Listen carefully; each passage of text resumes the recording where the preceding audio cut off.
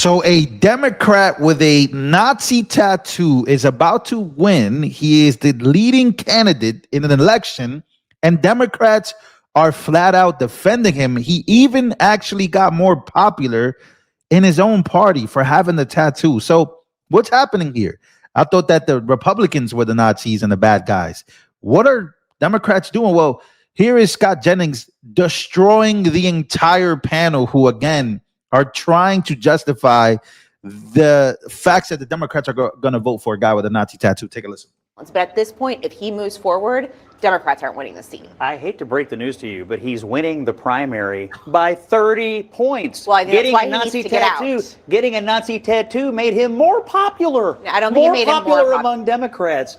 You've got a guy running for attorney general in Virginia who wants to murder Republicans, and he raised $500,000 off of it. You got Nazi tattoo guy in Maine. I sat out here for a year, 2 years, listening to every Democrat at this table say, Donald Trump's a Nazi, Elon's a Nazi, and your party is now in love with a guy with a Nazi tattoo who trained a left-wing paramilitary group and called himself an Antifa super soldier on the internet, and he's going up every day. Good luck getting him out. Oh my God. Look at her face. She's just smiling because she knows she's cooked. This is the nervous smile. Like, oh my God, he is absolutely cooking our entire party because we're effed up. We're done. We can't use this line anymore that these are the bad guys, that Elon Musk and Stephen Miller, they've been calling Stephen Miller a Nazi for how long already? Robert De Niro sat up there and called him a Nazi for how long? They've been using these lines, and now they have a Nazi in their party, and he's winning, and he's actually becoming more popular than before. These people are so done. And he's going up every day. Good luck getting him out. I am but a humble political analyst, and I will just tell you that when you're winning a race by 30 points, if a pundit on television tells you, well, you need to think about dropping out, you laugh in their face. I don't know.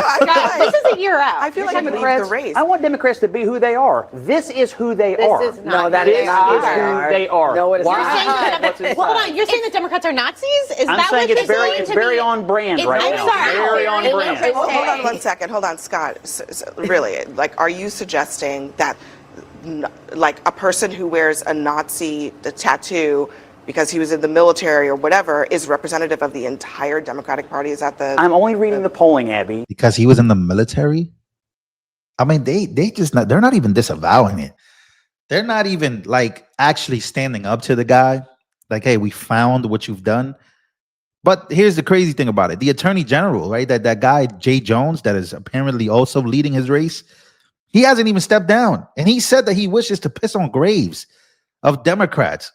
And said some very wild, of Republicans, excuse me. As a Democrat, he said some wild things. He still hasn't even dropped out. So you guys see where we're going here. Like, this is not even a tick for tat. These are people getting caught. But hey, man, what do I know? What do we know, huh? We're just watching and analyzing. Or whatever is representative of the entire Democratic Party. Is that the... I'm only reading the polling, Abby.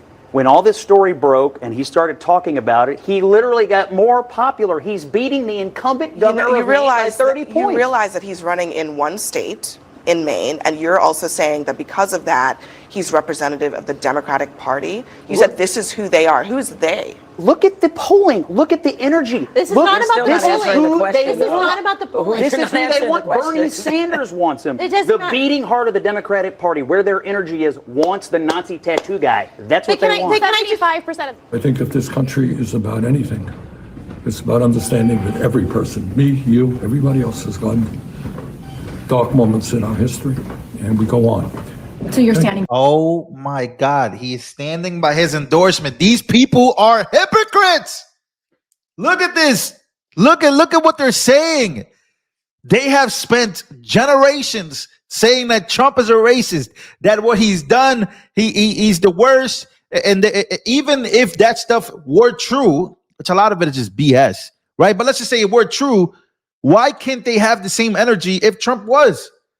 Because they're having the same energy that this guy is known for having this tattoo, but yet they're so forgiving of him.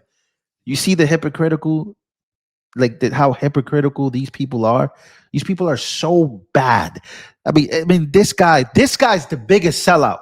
You want to talk about a sellout? This guy has been representing the Democrats for so long, even after they stomped him out in 2020 to not become the nominee. They've been doing this guy dirty, and this guy has stuck his neck out for the same party that has thrown him out. I don't know how many times.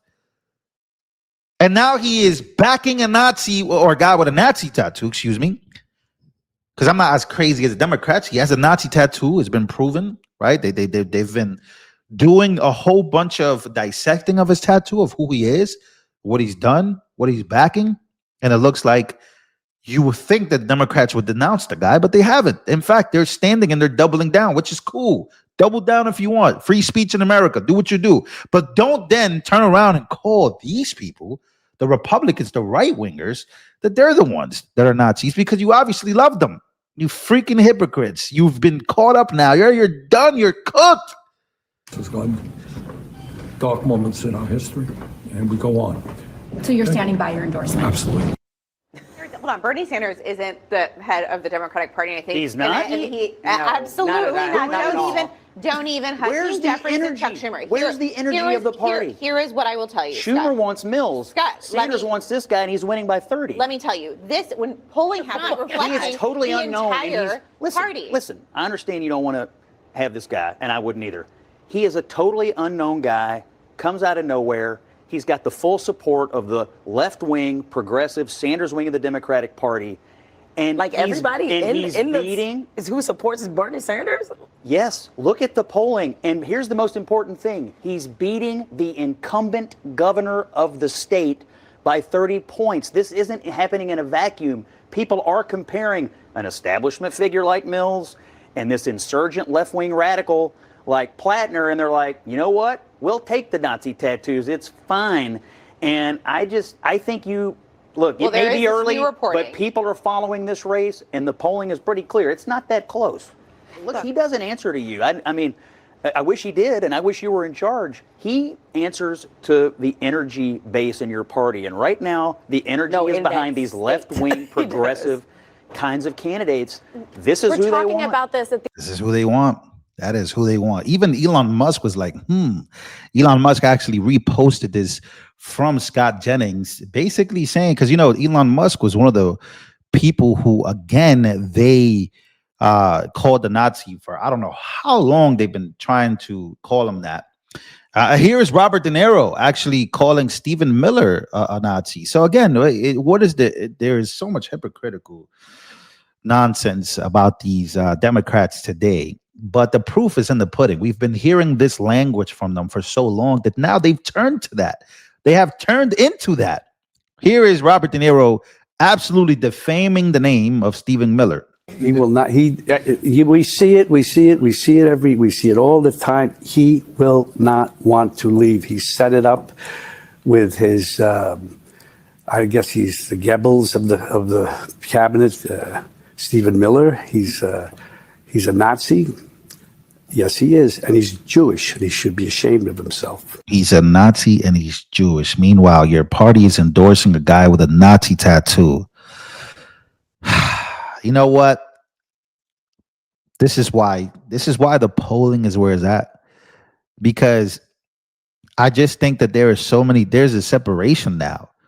Right? Like there are people in your families, or there are people that are Democrats that that are probably cool people, cool individuals who stand firm on their beliefs. You listen to them, you debate them on it, or you have a conversation with them about it, and you go on about your day. But then you have these people. These are the people that have flat out for years now gone straight up wild material. They have gone straight up chaotic eruptions every time they talk. Right? There is no real communication with them. Every time you hear them, they're just saying something wild, not credible. And they happen to be usually celebrities or people in your families or ex-best friends or whoever. This is where we're at in the United States of America. And why is that important? Well, because when you call somebody that, and when you say somebody is this big of a threat, what do you think is going to happen? What do you think the collateral damage is going to be? What do you think the domino effect turns out to be? Your moral obligation as a human, right? Your moral obligation as an American with the Second Amendment rights, right? To fight a tyrannical government if they become tyrannical, right? I mean, we're going to run away from that fact. You're calling people in the government these names. You're saying that these are what they are. These are the things that they are. These are the things that they represent. Historically, these things that you're saying that they are have been destructive to societies. What do you think somebody's moral obligation then becomes? People don't wake up overnight thinking these things. They literally get brainwashed into thinking that, oh my God, we must do something about it. And these are the people that sit on their high horse who are, how do I come up with this word? Who are basically instigating it. The billionaires and the millionaires, they're the ones instigating it. Robert De Niro is instigating something that he has no idea about. He's never spoken to Stephen Miller. He's never asked to speak to him. There's no line of communication there. There is a straight up point the finger in hopes that someone who has less to lose than you does something about it. That's what it's become. It's become that party for these people. Robert De Niro is as rich as it gets. Don't get it effed up. This guy gets whatever he wants. He's been an actor for so long. He's had classic movies. This is a legendary actor. Say what you want. I did watch The Irishman. I've said it before. I watched 3.5 hours that the movie lasted. I mean, I slept through it a few times, but then I woke up and I reset it again. The point is, that these people who are privileged individuals in this society get to do this. They get to spark. They get to start. They get to provocar. How you say it in Spanish?